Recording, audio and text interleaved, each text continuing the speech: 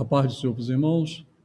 Nos sentimos alegres de estar aqui na nossa igreja Assembleia de Deus aqui, Jardim Meriti, Campo de Madureira, como nós temos nosso bispo Abner de Castro Ferreira como presidente desta igreja, e aqui na nossa igreja nós temos a direção do nosso pastor Zafar. Nossa igreja fica aqui na Rua de Nora Silva. Nós estamos aqui na transmissão do nosso culto da Escola Bíblica Dominical, desta manhã, como tema chamado ao arrependimento. Estamos aqui reunidos para transmitir esta aula online. Você que está no seu lar, fique atento, participe. Nosso presbítero Moisés, o nosso presbítero Diego, justamente com o Ricardo, estão aí à frente deste trabalho tão especial para que nós possamos aí estarmos aí participando dos cultos da nossa igreja. Hoje é um dia especial. Eu quero aqui trazer parabéns para o Dia das Mães, para as mamães que estão nos seus lares, que possam ser agraciadas com a bênção do Senhor, que a mão do Senhor repouse sobre você e que você possa receber todas as bênçãos do céu.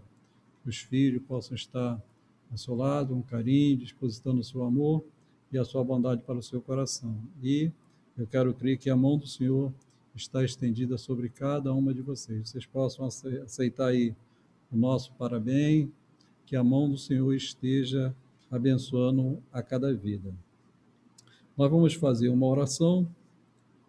Nesta oração também quero incluir também todas as nossas igrejas, irmãs, as mães, e assim estaremos dando início ao nosso trabalho da Escola Dominical desta manhã. Amém? Bondoso Deus e eterno Pai, nós te agradecemos por esta oportunidade maravilhosa e santa que nos concede estarmos aqui na tua casa, Senhor, para fazermos, meu Pai, esta aplicação da Escola Dominical, Senhor.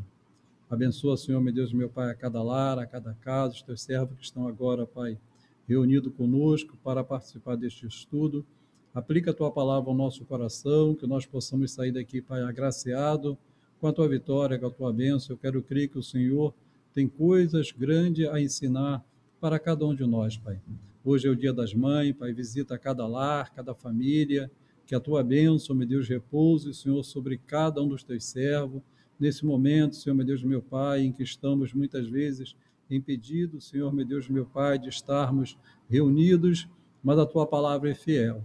Que tu possa abençoar a cada lar, a cada casa, que o teu bom Espírito repouse, Senhor, que haja paz, alegria, que haja, meu Deus, meu Pai, tranquilidade, Senhor, e que cada um de nós possamos passar um dia alegre, porque a tua presença traz alegria ao nosso coração.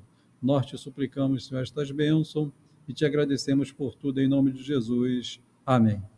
A nossa escola deste domingo é a nossa 6ª lição.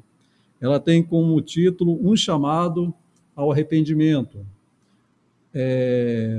Nós sabemos que muitas vezes nós, no nosso parecer, às vezes no contexto da igreja, nós não aplicamos muito o nosso coração a esta grande responsabilidade que é o arrependimento. E esta lição de hoje, ela vai trazer para nós algumas aplicações importantes para o contexto desta palavra.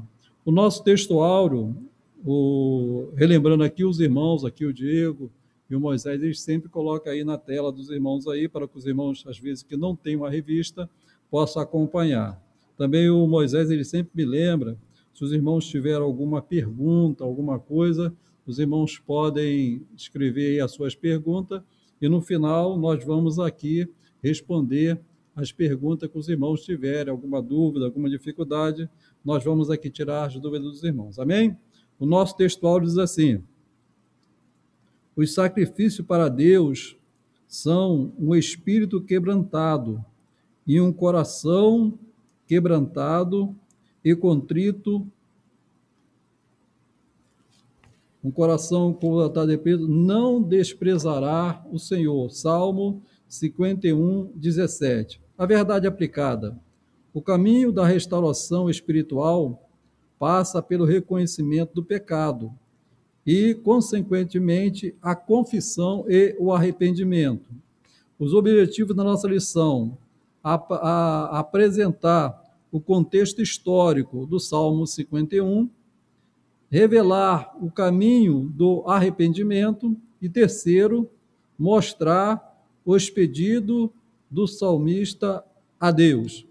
Salmo 51, o verso 1 diz assim: tem misericórdia de mim, ó Deus, segundo a tua benignidade, apaga as minhas transgressões, segundo a multidão das tuas misericórdias. O verso 2 fala assim: lava-me completamente da minha iniquidade e purifica-me do meu pecado. O verso número 7, purifica como isopo e ficarei mais puro. Lava-me e ficarei mais alvo do que a neve.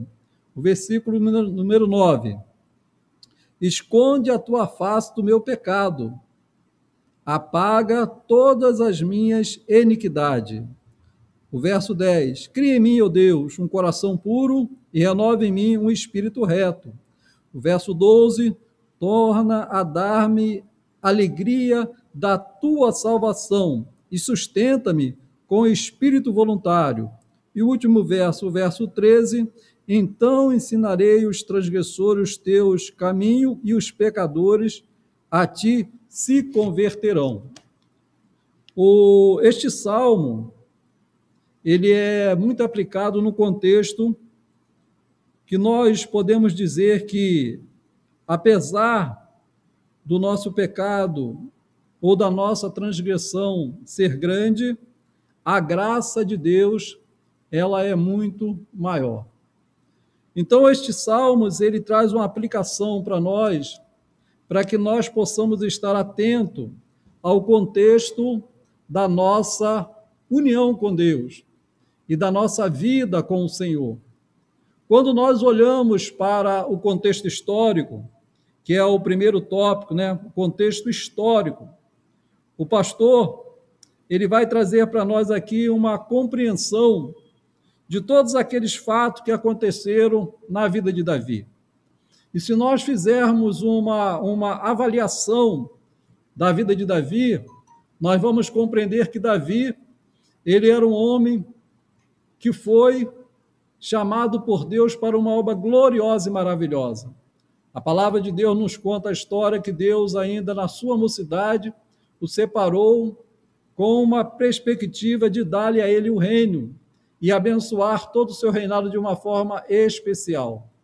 E todos nós conhecemos a história que quando Deus chamou a Saul, Saul ele se distanciou da presença do Senhor, e Deus chamou o profeta Samuel. Esse profeta Samuel, ele ungiu a Davi como rei.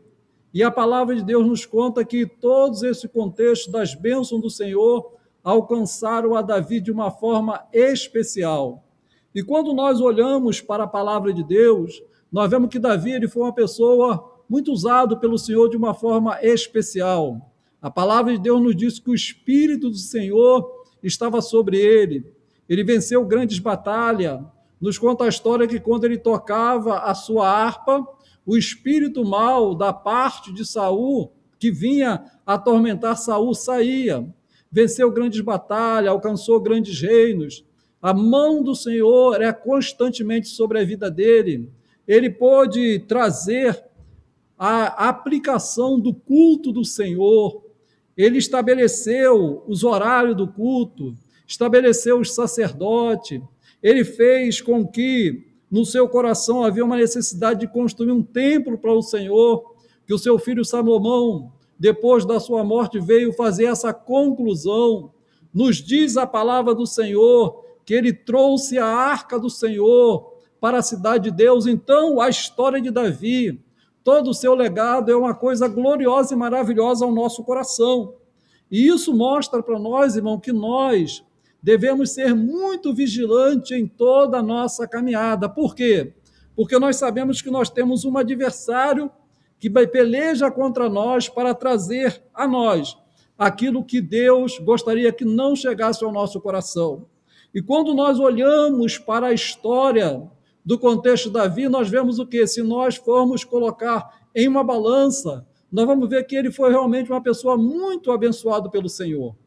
Quantos de nós não nos deleitamos nos salmos que ele escreveu? Quantos de nós não nos deleitamos em ver as batalhas que ele venceu? Mas a palavra de Deus, irmão, ela tem para nós uma aplicação muito grande. A palavra de Deus nos diz que o crente, ele é como a luz da aurora. Ele vai brilhando, brilhando, brilhando, brilhando, e essa é a vontade do Senhor com a nossa vida. Mas nós sabemos que nós temos um adversário que ele trabalha justamente para quê? Para tentar atrapalhar a nossa caminhada. E quando nós olhamos aqui para a história de Davi, nós podemos entender algumas coisas que é muito importante para a nossa vida. Primeiro, o pastor fala sobre a transgressão de Davi. Quando nós olhamos para a palavra do Senhor e podemos observar os fatos que aconteceram na vida de Davi, isso traz para nós o quê? Uma vigilância ao nosso coração. Ou seja, ninguém é tão forte que não precisa permanecer firme na presença de Deus. Ninguém está, em hipótese alguma, livre do ataque do adversário, principalmente aqueles que estão na presença do Senhor, principalmente aqueles que estão fazendo a obra do Senhor. Por quê? Porque nós sabemos que a nossa luta ela não é contra a carne, a nossa luta ela não é contra o sangue, a nossa luta é contra as hostes espirituais das maldades no lugar celestial. Então, nós sabemos que nós temos um adversário renhido contra a nossa vida. Temos a compreensão que em nós mesmos não temos força. Então, nós precisamos o quê? Da ação da graça de Deus sobre a nossa vida. Se nós fôssemos fazer aqui um apanhado e os irmãos perguntassem para mim assim, irmão Cláudio, como é que eu devo começar a vigiar a minha vida no contexto daquilo que pode trazer-me a mim eu cometer um erro diante do Senhor? Quando nós olhamos para a palavra de Deus, nós podemos compreender em Davi que ele fala que ele gostaria de novo ter a alegria da salvação. Então, quando nós, irmão, começamos a perder o desejo de orar, o desejo de jejuar, o desejo de estar na casa do Senhor, desejo de fazer a leitura da palavra de Deus, desejo de estarmos reunidos com os irmãos, desejo desta comunhão verdadeira com o Senhor, nós devemos acender uma luz de alerta em nosso caminho. Por quê? Porque a palavra de Deus nos fala que o que nos aproxima de Deus é o bom Espírito do Senhor conosco. O que nos faz buscar o Senhor é a ação de Deus em nossa vida. E se nós, porventura, na nossa caminhada, começarmos a entender que nós estamos fracassando naquilo que nós podemos dizer que Deus quer de cada um de nós devemos acender uma luz de alerta em nosso caminho. Por quê? Porque nós observamos que Davi, o povo, ou seja, estava na batalha, o exército estava na peleja, e ele, como um bom rei, que sempre foi, era a sua obrigação estar com os seus soldados. Então, nós podemos observar que a primeira compreensão que nós temos de que Davi ele estava já caminhando para um contexto daquilo que Deus não queria, quando ele começou a entender que ele não precisava pelejar. Ou seja, a palavra de Deus nos fala, irmão, que nós devemos tomar todas as armaduras de Deus para lutar contra todas as astutas ciladas do diabo, para vencer no dia mau. E depois de ter feito isso, tudo ficar firme. Davi ele venceu muitas batalhas. Davi venceu grandes exércitos. Ele conseguiu edificar a cidade de Jerusalém. Ele fez muitas coisas, mas o que acontece? A nossa vida é uma peleja após outra. Nós vencemos o dia de ontem orando, vamos vencer o dia de hoje orando e vamos vencer o dia de amanhã orando. Vencemos o dia de ontem lendo a palavra do Senhor, tendo prazer na lei do Senhor, meditando na sua lei, e vamos continuar assim. Mas se um momento da nossa vida nós começarmos a entender que nós tínhamos um momento de oração, que nós tínhamos um momento de reflexão, tínhamos um momento de leitura da palavra do Senhor, aqueles momentos que você vem na igreja para ensaiar, que você fica preocupado com os trabalhos da igreja, que você fica preocupado com o contexto da igreja, o trabalho, o evangelismo, a sua dedicação à sua obra, e porventura você começa a sentir no seu coração que não há mais esta alegria, você deve acender um sinal de alerta e correr para os pés do Senhor e falar: Senhor, renova minhas forças, me dá alegria, renova minha esperança, me dá alegria. Eu não posso de maneira nenhuma abaixar a espada que está em minhas mãos. Davi, o que acontece? Ele ficou no palácio. Ficando no palácio, o que acontece? Ele deveria estar na frente da batalha. Foi para isso que Deus nos chamou, para cada um de nós estarmos na frente da batalha. Por quê? Porque a palavra de Deus nos diz que não é aqui o nosso descanso e devemos o quê? Focar os nossos olhos no Senhor. Então, o que Davi deveria ter alertado no seu coração é esse sinal de alerta: eu não vou à batalha, eu não vou à guerra. Por quê? Porque estou cansado, preciso descansar um pouco. Não, a nossa peleja é constante, devemos pelejar, por quê? Porque pelejando, aqui no tópico 12 ele fala assim, ó, o fruto do pecado e o plano de Davi. Como nós podemos observar isso aqui? Como rei, os planos dele deveriam ser plano para a guerra, contra o seu inimigo. E quando ele fracassou nesse contexto, ele começa a fazer um plano contra o seu amigo. A palavra, irmão de Deus, ela é eficaz em nossa vida. Quando nós estamos revestidos da coraça de Deus, como nós estamos revestidos da bênção de Deus, quando a mão do Senhor está sobre nós, nós podemos compreender algumas coisas interessantes, ou seja, nós compreendemos que a nossa luta não é contra o nosso irmão, que a nossa peleja não é contra o nosso irmão, pelo contrário, há em nosso coração uma alegria pela bênção dos nossos irmãos. Aqui, Davi, o que acontece? Ele começa a fazer o quê? Ele começa a transgredir a lei do Senhor naquilo que Deus havia confiado a ele. Agora, o que acontece? Quando ele não tem mais a ação de Deus na sua vida, o que acontece? O fruto do pecado já traz um plano contra a vida de Davi. E Davi, ele é inserido nesse pecado e faz o quê? Ele vem pecar contra o Senhor. Mas aí, no tópico do 3, nós falamos sobre Natã, o profeta de Deus. Ou seja, irmão, a palavra de Deus, ela é gloriosa e maravilhosa, porque Deus, ele está sempre nos alertando contra as astutas ciladas do adversário da nossa alma. Sempre quando nós estamos na casa do Senhor, ouvimos uma pregação, ouvimos um hino, ouvimos uma palavra de exortação, isso traz para o nosso coração o quê? Um sinal de alerta para quê? Para que nós possamos cuidar da nossa vida de forma que nós não sejamos o quê? Pego pelo adversário da nossa alma, que anda ao nosso derredor, buscando a quem possa tragar. E quando nós, irmãos, se nós não conseguirmos trazer o nosso coração, inclinar o nosso coração para Deus, o nosso coração ele pode ser endurecido. E sendo endurecido, o que acontece? Nós podemos errar e achar que nós não estamos errando. Podemos falhar e achar que nós não estamos falhando. Foi o que aconteceu com Davi. Ou seja, um abismo vai chamando o outro. Um abismo vai chamando o outro. Cometeu um pecado que foi o quê? Cobiçar a mulher do seu companheiro. Depois cometeu o pecado de adulterar com ela. Depois cometeu o pecado de matar o marido. Depois cometeu um pecado, vai trazendo outro. É por isso que nós devemos reguardar a nossa vida. O que Jesus falou a respeito do ensinamento da palavra do Senhor? Que nós devemos o quê? Estarmos vigiar e orar. Devemos ter uma vigilância muito grande, por quê? Porque nós temos alguém que está querendo que nós sejamos alcançados pela ação do mal. Por quê? Isso vai trazer dano à nossa vida, isso vai trazer dano à nossa família, isso vai trazer dano à nossa igreja, isso vai trazer dano a cada um de nós. E aqui, quando nós olhamos para esse aspecto histórico da vida de Davi, nós vemos o quê? Nós vemos que uma coisa foi acontecendo um passo a cada passo. E o que acontece? Uma vez, pastor Fanini, dando uma explicação, ele falou uma coisa que eu guardo no meu coração até hoje.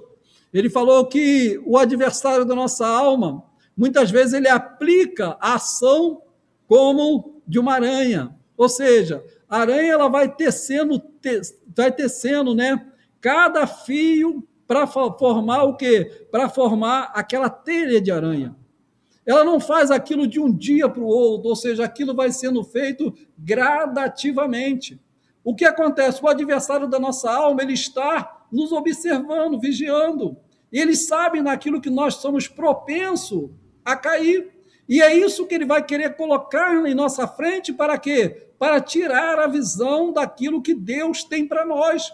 Mas nós devemos estar atentos à palavra do Senhor. Por quê? Porque a palavra do Senhor, ela aplica ao nosso coração o quê? A compreensão daquilo que nós já compreendemos, que já nós sabemos, que nós não podemos lutar sozinho contra a nossa carne, contra aquilo que está em nós. Ou seja, o apóstolo Paulo ele fala que o bem que ele gostaria de fazer, ele não fazia, mas o mal ele fazia com facilidade. Isso fala o quê? Isso mostra o quê? A nossa ação do pecado que está inserido no contexto da palavra de Deus, mas a palavra de Deus já fala o quê? Que nós devemos o quê? Nos revestir de toda a armadura de Deus. Não devemos, irmão, nos embaraçar. O embaraço é, como eu falei para os irmãos, muitas vezes não vem de uma forma contundente. Uma coisa outra coisa amanhã. Mas como eu falei para os irmãos, nós devemos acender o alerta da nossa mente. Qual é a minha vida espiritual ontem? Qual é a minha vida espiritual hoje?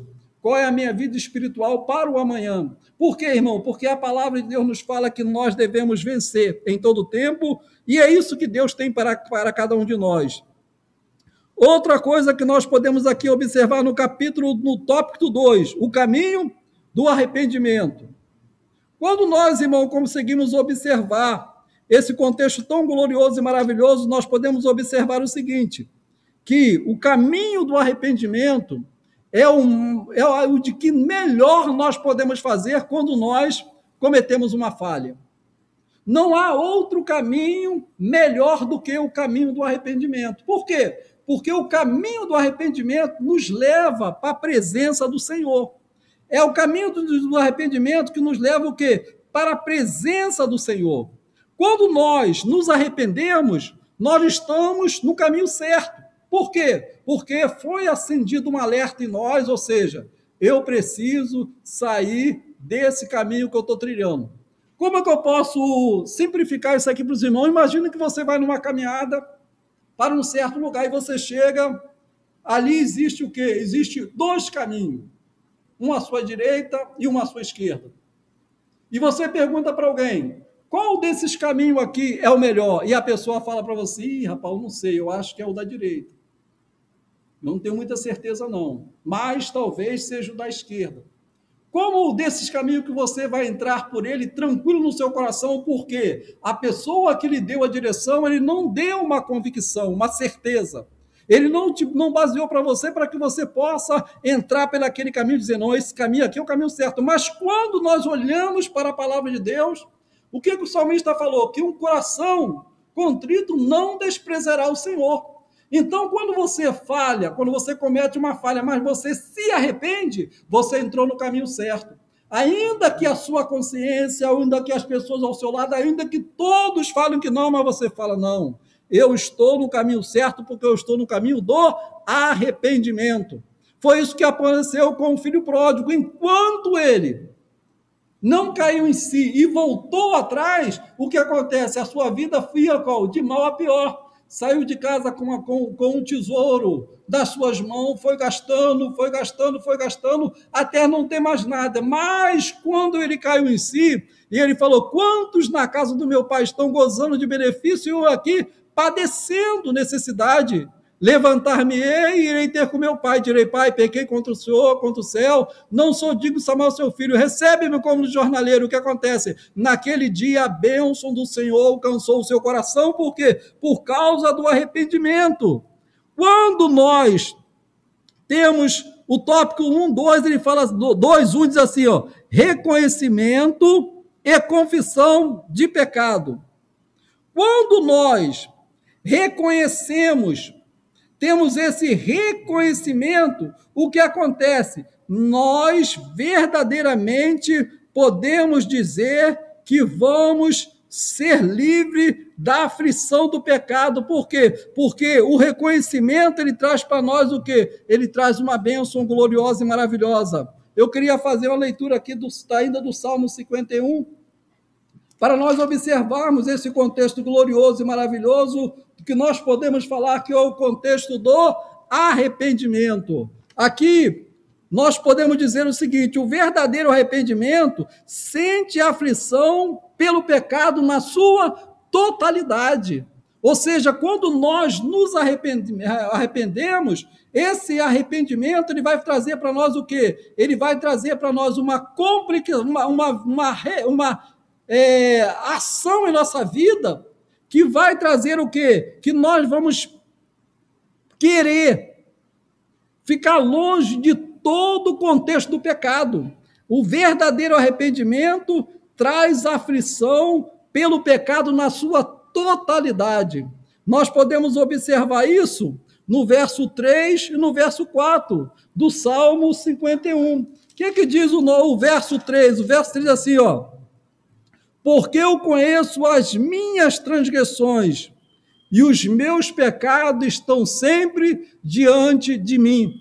Uma totalidade, não é uma coisa pouca, não, é total. O arrependimento traz isso para nós. E também faz o quê? Nos dá a entender contra quem nós pecamos. O que diz o verso 4: contra ti somente pequei, e fiz aos que os teus olhos era mal, para que não seja justificados quando falares, e puro quando julgares. Ou seja, o verdadeiro arrependimento, ele até traz para nós uma compreensão seguinte, que se nós estivermos passando por uma restrição do Senhor, se estivermos sendo afligidos pelo Senhor, estamos passando o quê? Com alegria no nosso coração, porque sabemos que isso vai trazer para nós benefícios glorioso e maravilhoso. O arrependimento também, irmão, nós podemos dizer uma coisa: o arrependimento, ele traz o que? Ele traz uma total tristeza pelo pecado. O arrependimento, ele nos leva a ficarmos tão arrependidos que o nosso coração se entristece pelo mal cometido. E aí o que acontece? Nós vamos fazer o quê? Nós vamos se sentir, quando Deus nos perdoa, a alegria por ter sido perdoado o nosso pecado. É o que ele fala no verso 8. Faz-me ouvir júbilo de alegria, para que goze os ossos que tu quebraste. Ou seja, quando nós temos esse total arrependimento em nossa vida, o que nos faz isso? Nos faz o quê? Não querer ter mais participação nas consequências do pecado e de novo ter o quê? A alegria gloriosa e maravilhosa do pecado. Por quê? Porque o pecado, ele faz o quê? Ele traz tristeza e aflição aos nossos corações. Quando nós erramos diante do Senhor, quando nós falhamos diante do Senhor, o que acontece conosco? Nós não temos alegria e também não temos paz. Eu queria ler um versículo, irmãos. Salmo 38. Salmo de número 38. Davi, na expressão da sua dor e de arrependimento pelo pecado que ele tinha cometido contra o Senhor, o que ele fala no Salmo 38, verso 4? Ele diz assim, ó: pois já as minhas iniquidades ultrapassaram a minha cabeça, como carga pesada são demais para as minhas forças. Então, quando nós não conseguimos entrar pelo caminho do arrependimento, o que acontece? O pecado ele vai se acumulando, se acumulando a ponto de fazer o quê? De tirar as nossas forças. É o que ele fala, não é mesmo? Fala. Por isso, irmão, nós devemos inclinar o nosso coração para o Senhor, para alcançar o quê? Para alcançar as bênçãos do Senhor. O que ele diz no verso 3? No verso 3, assim, ó, não há coisa sã na minha carne, por causa da tua cólera, nem paz nos meus ossos, por causa do meu pecado. O pecado, irmão, ele aniquila o homem em todos os aspectos da sua vida. Ele tira a felicidade, ele tira a alegria, ele tira a paz, ele tira a expressão de louvor, né? Ele tira tudo aquilo que a alegria do Senhor traz para nós. E no verso número 6, ó a posição do pecador. Ele fala assim, ó, estou encurvado, estou muito abatido, ando lamentando todo o dia. Irmão, que Deus nos guarde, que a boa mão do Senhor possa ser sobre nós de uma forma contundente, gloriosa e maravilhosa, para quê? Para que, se nós, porventura, cometermos uma falha, nós devemos correr logo para os braços do Senhor. Para quê? Para que essas palavras não venham aplicar ao nosso coração. Né? Aqui no verso 4, esta palavra, quando nós lemos, nós ficamos um pouco assim, estarrecido, pois a iniquidade ultrapassa a minha cabeça. Com carga pesada são demais para as minhas forças. É por isso que Jesus falou, vinde a mim, todos vós que estáis cansados e sobrecarregados, e eu vos aliviarei.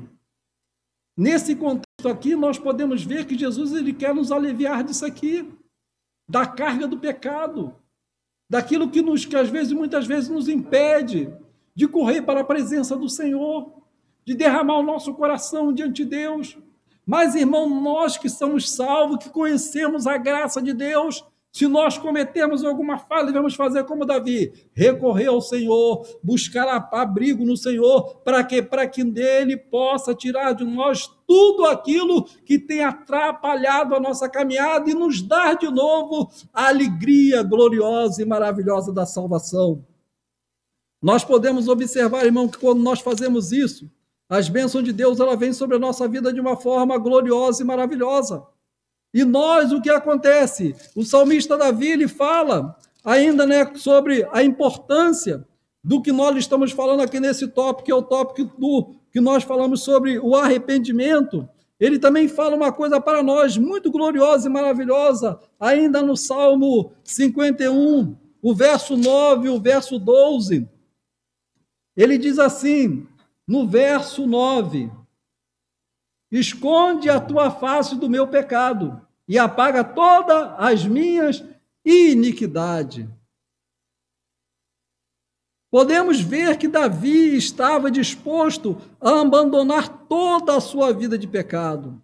O seu arrependimento o leva ao Salvador, que é o único que podia criar nele um coração, dando-lhe vitória sobre o pecado, pelo Espírito tanto do Senhor. Então ele faz essa aplicação, não esconde a tua face dos meus pecados e apaga toda a minha iniquidade. Ele fala, cria, ó Deus, em mim um coração puro, renova em mim um espírito reto, não me lance fora da tua presença, não retire de mim o teu Espírito Santo, torna a dar-me a alegria da tua salvação e sustenta-me com um espírito voluntário. O que o salmista está aplicando para nós aqui, nesse contexto, é que nós devemos totalmente, em toda a nossa caminhada, sempre, irmão, buscar o abandono do pecado. Tudo aquilo que possa trazer para nós consequências ruins, que são as consequências que eu já citei para os irmãos nos Salmos, que eu estava lendo com os irmãos no Salmo 38. Então, nós devemos aplicar isso ao nosso coração para quê? Para que nós podemos alcançar a bênção de quê? A bênção da salvação. A gloriosa, magnífica, santa e poderosa salvação que Deus dá a cada um de nós desde o momento que nós deixamos todo mal, todo pecado, e nos voltamos para o Senhor e alcançamos assim as bênçãos gloriosas do Senhor. Aqui no tópico 2, 3, diz assim, né? O perdão não aniquilado e as suas consequências. Como eu já falei para os irmãos, se nós não conseguirmos alcançar a bênção da glória do Senhor para a nossa vida vai ser uma vida árida, sem ação, sem a graça, sem a bondade do Senhor. Por quê? Porque o homem, quando ele não tem a bênção de Deus, ele é o quê? Ele é um pecador, e sendo um pecador, ele é um réu do pecado. Nós que temos a graça do Senhor, que temos a bênção do Senhor, quando recorremos ao Senhor e lançamos sobre Ele todos os nossos anseios, pedimos perdão pelas nossas falhas, o que acontece? Nós alcançamos o privilégio da bênção do Senhor, de sermos declarados como filho de Deus e alcançar as bênçãos de Deus através do sacrifício que Jesus fez ali na cruz do Calvário. E recebermos a bênção do Senhor e fazer como o filho pródigo que voltou para a casa do pai achando que ia ser recebido como um jornaleiro. Não, o nosso Senhor nos recebe, faz uma grande festa e o nosso coração se alegra e nós nos regozijamos na bênção do Senhor, porque foi para isso que Jesus veio, para nos salvar, para nos remir, para trazer para nós a garantia da bênção do Senhor. Deus, ele não veio para trazer o quê? Para trazer discórdia, não. A palavra de Deus nos diz, né? Os anjos, quando estavam ali anunciando o nascimento do Senhor, falou, glória a Deus nas alturas. Glória a Deus nas alturas. Boa vontade para com os homens. Por quê? Porque esta é a vontade de Deus, nos salvar e nos purificar de todos os nossos pecados. E assim alcançarmos o quê? A alegria gloriosa da bênção da salvação. O tópico 3, os pedidos do salmista. Primeiro, pedido do salmista, ele tem o quê? Ele pretende conhecer em si a sabedoria de Deus. Este mês, eu iniciei a leitura de Provérbios. E quando nós lemos o livro de Provérbios, nós vemos que aquele livro ali está todo o contexto em sabedoria. Mas todo aquele livro ele se resume numa passagem que diz: o temor do Senhor é o princípio da sabedoria. E é nisso que nós devemos aplicar o nosso coração, o temor ao Senhor. Quando nós tememos a Deus, não temor no contexto daquele temor que as pessoas passavam no passado, né? Que Deus ele está ali sentado num trono, com um chicote na mão, torcendo para alguém pecar para que ele dê a chicotada. Não, não é esse o temor. O temor aqui no contexto, quando nós lemos no livro de Romanos, o apóstolo Paulo aplica o contexto do nosso amor pelo Senhor, da nossa compreensão da bondade do Senhor, da gratidão do Senhor, da sua boa mão estendida sobre nós, e isso nos leva o quê? A compreender que um Deus tão grande, com tanto amor, com tanta bondade, com tanta misericórdia, ele deve ser reverenciado, e aí vem o temor ao Senhor. E esse temor ao Senhor nos faz o quê? Andar no seu caminho. É quando nós, irmão, quando nós às vezes nos reunimos com pessoas assim, que não são crentes, você vê que a pessoa, quando ele comete um erro, parece que ele tem prazer nisso, não é mesmo? Dá volta em alguém, faz uma coisa errada, mas o crente não. O crente por quê? Como ele tem o temor ao Senhor, ele não tem prazer nisso, é o que o salmista fala no Salmo 1, não é mesmo? Nós queremos nos afastar do caminho ruim, por quê? Porque nós queremos plantar a nossa árvore junto ao ribeiro de água, para que ela possa dar fruto na estação própria e tudo que está em nossa mão prosperar para a glória do Senhor. E aí o que acontece? Quando nós temos essa sabedoria, o nome do Senhor é glorificado na nossa vida. Por quê? Porque a palavra de Deus diz assim: ali eis um homem que se desvia do mal, e se desviando do mal, o que acontece? A bênção do Senhor repousa sobre a sua vida. Então, quando nós temos esse conhecimento, né, conhecer a sabedoria, foi isso que Davi expressou no seu coração. Ter esse conhecimento para quê? Para que, conhecendo o caminho da sabedoria, ele pudesse alcançar o quê? Pudesse alcançar as bênçãos dos benefícios do Senhor. E eu separei aqui uma passagem bíblica também que queria ler com os irmãos, no Salmo 119, para me fazer uma aplicação desta passagem aqui que o nosso pastor colocou aqui, sobre o contexto da sabedoria.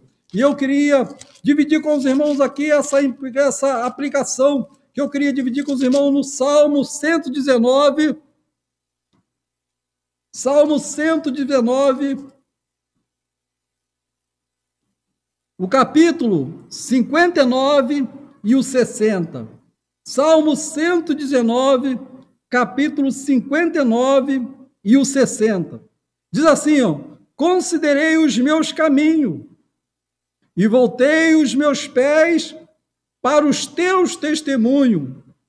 O 60 diz assim: apressei-me e não detive em observar os teus mandamentos.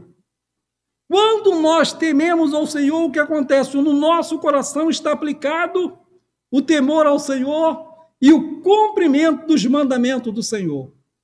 E aí, eu botei aqui na minha anotação, dividindo aqui esses capítulos do primeiro tópico, o seguinte: considero os meus caminhos, ou seja, considerando os meus caminhos como arrependimento. Ele fala assim, ó: considero os meus caminhos. Quando nós consideramos o nosso caminho e vemos que nós estamos andando naquele caminho que não procede do Senhor, e nós avaliamos, aí está a sabedoria de Deus, ou seja, esse caminho não é bom que eu ande nele, porque este caminho não é o caminho que o Senhor traçou para mim. E aí o que acontece? Você vai ter essa aplicação no seu coração. E ele fala ainda mais, né?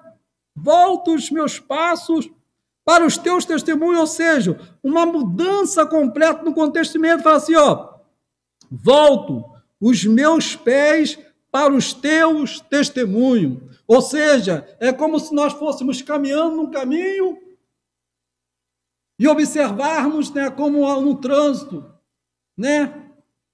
Você vai dirigindo atrás de alguém e, de repente, o carro da frente, ele pisa no freio, você vê a luz de freio acendendo, você tem a compreensão que ele vai parar. Então, o que acontece? Você já tem o quê? Uma compreensão de uma vigilância. É o que o salmista quer dizer para nós aqui, porque você deve conhecer os seus caminhos e fazer o quê? Voltar os seus passos. Ou seja, esse não é o caminho que o Senhor quer que eu ande nele. Vou dar meia volta e vou voltar atrás para alcançar o quê? Para alcançar a bênção do Senhor. E aqui eu botei também uma aplicação sobre o quê? Apressei-me e não me detive em observar os teus mandamentos. É se apressar para voltar para debaixo das mãos do Senhor. É se apressar para voltar para os bens do Senhor. É se apressar para estar de novo no contexto do Senhor. É como eu falei no começo. Devemos jejuar, devemos orar, devemos buscar o Senhor. A nossa vida é uma vida muito corrida, mas nós não devemos esquecer as práticas da bênção do Senhor para o nosso coração. E quando nós fazemos isso, o quê? Nós podemos ter aí a compreensão que é os passos da conversão, ou seja, considerar os caminhos, voltar os pés e apressar-se para os mandamentos do Senhor. Por que nós devemos nos apressar para os mandamentos do Senhor? Salmo 119, verso 9 diz assim: como purificará o jovem o seu caminho? Observando conforme a tua palavra. Então, irmão, quando nós aplicamos o temor do Senhor, quando nós aplicamos a sabedoria de Deus, o que acontece? Nós alcançamos esses privilégios gloriosos do Senhor.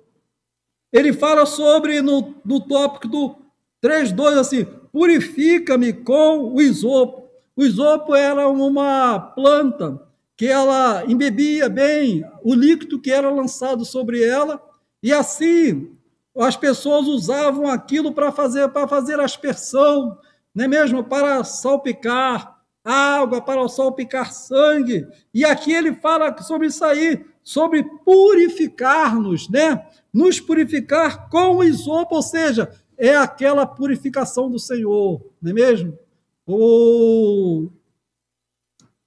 Nós devemos sempre, em toda a nossa vida, aplicar o nosso coração no contexto da purificação. Como é que nós vamos fazer a nossa purificação, irmão Cláudio? Como eu falei para os irmãos, a leitura da palavra do Senhor, a busca das bênçãos do Senhor, a ação da graça de Deus sobre a nossa vida, isso vai nos levar o quê? Vai nos levar à bênção gloriosa e maravilhosa do Senhor. Tópico 3:3. A alegria da salvação. Irmãos, como eu falei aqui no início, uma coisa que deve nos deixar muito preocupado é se nós não tivermos alegria nas coisas do Senhor. Isso deve trazer ao nosso coração uma preocupação muito grande. Por quê? Porque nós temos a convicção, a certeza, que tudo aquilo que é benéfico para nós nos traz alegria. Alegria. Tudo que é de felicidade para nós nos traz alegria.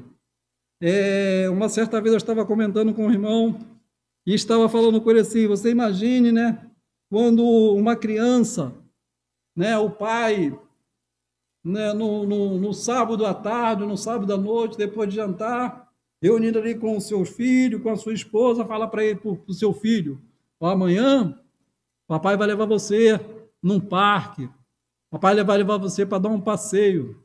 Qual é o coração daquela criança durante a noite, na perspectiva do passeio, né? No anseio de poder desfrutar desta maravilha gloriosa e maravilhosa? Ou seja, talvez a pessoa nem dorme direito com a perspectiva de quê? É aquela, né, aquela perspectiva daquilo que vai ser benefício para ele. Quando nós, irmão, não conseguimos ter essa alegria, né? Quando nós vamos deitar e nós não podemos, assim, como nós, nesses dias estamos vivendo, não estamos vindo na igreja. Quantas vezes nós deitamos no sábado e pensamos, Senhor, como seria bom se eu pudesse ir para a igreja amanhã? Quantos irmãos aí no seu lar não estão no seu coração pensando, eu queria estar lá na igreja agora? Por quê? Porque isto é o quê? É a alegria de estarmos no Senhor. Não porque o templo ele traz essa alegria para nós, não, mas é porque a presença de Deus em nosso coração que muda esse tempo. Então isso traz para nós o quê? Os benefícios, a alegria da salvação.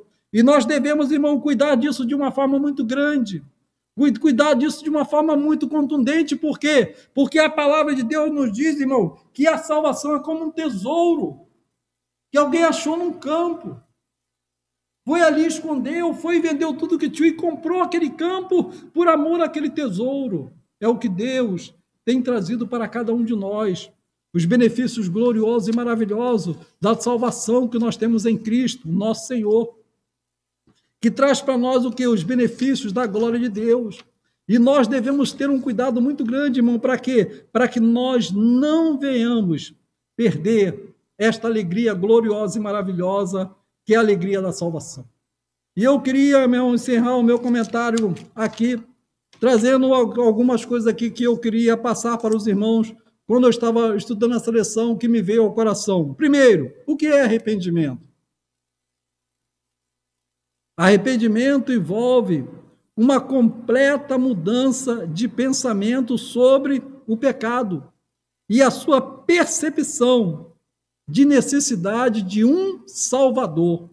Então, arrependimento é quando nós podemos ter uma compreensão muito interessante do pecado e que nós precisamos de um Salvador. Se nós não compreendermos que nós precisamos de um Salvador, para que nós vamos querer um Salvador? Jesus falou que quem precisa de remédio, quem está doente. Então, se você reconhece que você é um pecador, você vai falar: eu preciso de um Salvador. Eu preciso de um Salvador. E quem é esse Salvador? Jesus de Nazaré. O Senhor Jesus, ele falou: eu sou o Cordeiro de Deus que tira o pecado do mundo. Ele falou: eu sou a porta, e aquele que entrar por mim entrará, sairá e achará pastagem. Então nós precisamos ter compreensão que nós precisamos de um Salvador. Você que está aí no seu lar, eu não sei se tem alguém que possa estar assistindo que não seja crente, você precisa de um Salvador, você precisa de um remidor, você precisa de um que pode advogar as suas causas, e esse é Jesus. É Jesus de Nazaré, só ele pode trazer bênção à sua vida e trazer a compreensão do arrependimento. O arrependimento faz o homem ficar tão contristado por causa do pecado que ele aceita com alegria a repreensão do Senhor. Você imagine uma pessoa que cometeu um deslize. Ele cometeu um deleite, cometeu um crime. E ele comparece diante do juiz. E o juiz fala para ele: ó, você fez isso, isso, isso e isso. Por isso você está sendo condenado. Na sua consciência ele tem compreensão que ele merece. Por quê? Porque ele cometeu aquela falha. Mas o que acontece? A palavra de Deus traz para nós uma compreensão do seguinte: que nós também fomos diante de um advogado, um justo juiz. Mas quando você aceita Jesus como seu Salvador, e quando você chega lá, o que acontece? Quando o juiz ele olha para a sua ficha criminal, ele vê ali, ó, salvo pelo sangue de Jesus, remido pelo sangue do Senhor.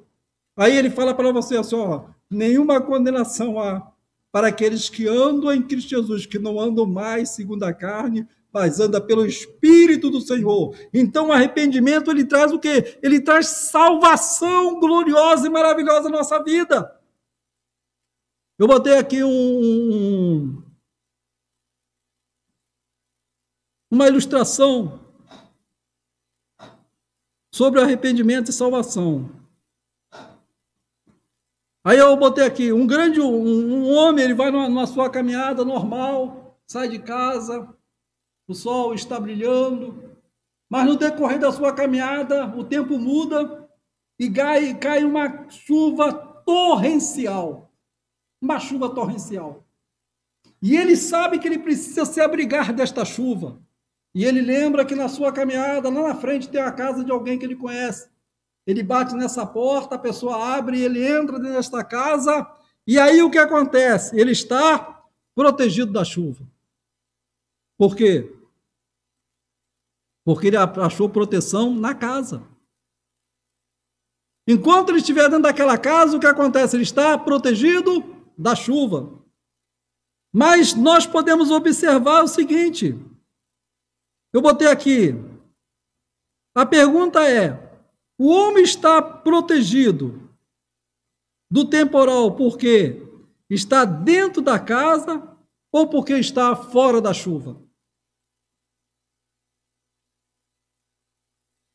Obviamente, a casa estava abrigando automaticamente, porque ele decidiu sair da chuva. Mas ele não pode gozar da proteção da casa no momento que ele abandonar aquela casa. Ou seja, irmão, se nós errarmos, nós não precisamos ficar na chuva, nós podemos bater a porta do Senhor. E ele vai trazer para nós os benefícios gloriosos e maravilhosos que nós temos na presença do Senhor. E eu botei outra coisa aqui: remorso. É a mesma coisa de arrependimento. Sentir mágoa, reconhecer o pecado é remorso, mas não é arrependimento. O arrependimento só ocorre quando nós resolvemos deixar o pecado, reconhecer a necessidade de um Salvador. É isso que Deus quer de nós. Deus não quer que nós só sentimos remorso. Deus quer que nós falamos assim: eu pequei contra o Senhor e preciso de um Salvador. E aí o que acontece? Nós voltamos atrás e alcançamos o benefício glorioso e maravilhoso do Senhor. Estamos, irmão, terminando a nossa lição deste domingo. Quero crer que Deus tem falado ao nosso coração de uma forma gloriosa e maravilhosa. E eu queria deixar aqui uma aplicação para os irmãos sobre a Bíblia. Muitas vezes ela nos dá duas aplicações, do pecado no plural e de pecados no plural e de pecado no singular. E se nós estudarmos esses dois aspectos, ele tem uma aplicação muito grande ao nosso coração, quando nós falamos de pecado e pecados. Quando nós estudamos essa matéria sobre pecado e pecados, nós temos algumas aplicações que nós devemos fazer ao nosso coração, e eu quero dar aqui para os irmãos alguma coisa básica, para que o irmão possa compreender, e por certo, talvez num tempo daremos um estudo sobre isso aqui. Pecado é aquele ato dentro de nós que nos motiva a pecar. E pecados refere-se aos atos pecaminosos que cometemos nos nossos atos individuais. Não é mesmo? Então, quando nós olhamos para a palavra de Deus, nós podemos pensar da seguinte forma: se nós considerarmos, o pecado no singular, é resolvido junto com a morte de Cristo no Calvário. Por quê? Se nós nos considerarmos mortos para o pecado, nós não mais teremos, ou seja, o pecado não vai ter mais domínio sobre nós. Por quê? Porque o morto, ele não pode cometer ação nenhuma, porque ele está morto. É por isso que quando nós falamos assim na igreja, irmão, nós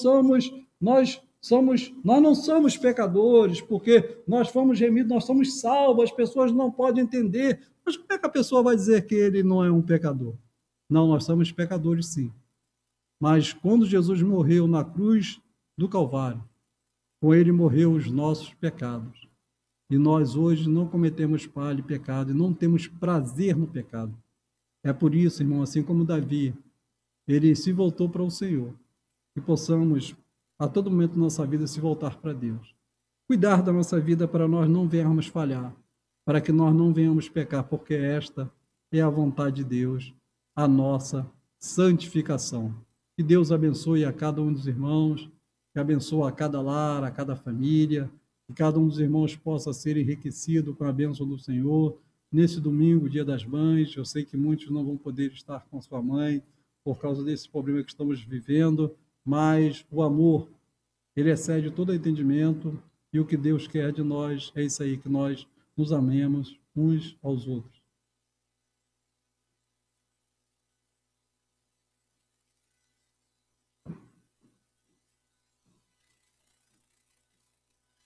Aqui tem uma pergunta, irmão. Alguém me perguntou assim, irmão Cláudio, por que Deus não enviou o profeta Natã para falar com Davi antes que ele pecasse?